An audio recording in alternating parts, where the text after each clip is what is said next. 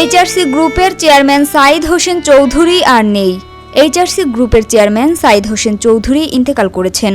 মঙ্গলবার বেলা 11:10 রাজধানীর একটি হাসপাতালে চিকিৎসাধীন অবস্থায় শেষ নিঃশ্বাস ত্যাগ করেন তিনি। এ তথ্য নিশ্চিত করেছেন ইউনাইটেড হাসপাতালের communication and business development general manager doctor Mohammad Fazle Rabbi Khan. Saeed Hossain Chowdhury Karnaphuli গ্রুপের প্রতিষ্ঠাতা চেয়ারম্যান, প্রখ্যাত শিক্ষানুরাগী, ভাষা সৈনিক ও সমাজসেবক হেদায়েত হোসেন চৌধুরীর ছেলে এবং কর্ণফুলী গ্রুপের ব্যবস্থাপনা পরিচালক ও সাবেক সংসদ সদস্য সাবের হোসেন চৌধুরীর বড় ভাই। সাইদ হোসেন চৌধুরী দেশের চা শিল্প উন্নয়নে গুরুত্বপূর্ণ অবদান রেখেছেন। তার মালিকানাধীন এইচআরসি গ্রুপ দেশের অন্যতম চা রপ্তানিকারক প্রতিষ্ঠান হিসেবে আন্তর্জাতিক পরিসরে বাংলাদেশকে তুলে ধরেছে।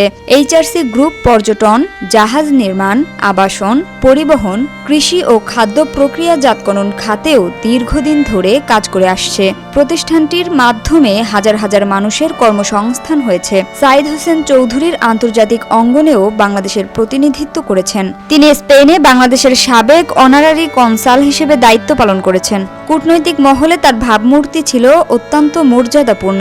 তিনি দীর্ঘ সময় বিভিন্ন আন্তর্জাতিক সংস্থা ও ফোরামের সঙ্গে যুক্ত ছিলেন এবং ব্যবসা ও বিনিয়োগে বাংলাদেশের সম্ভাবনা তুলে ধরতে গুরুত্বপূর্ণ ভূমিকা রেখেছেন। সাইদ হোসেন চৌধুরী মৃত্যুকালে স্ত্রী, 2 পুত্র ও 1 কন্যাসহ অসংখ্য গুণীগ্রাহী রেখে গেছেন।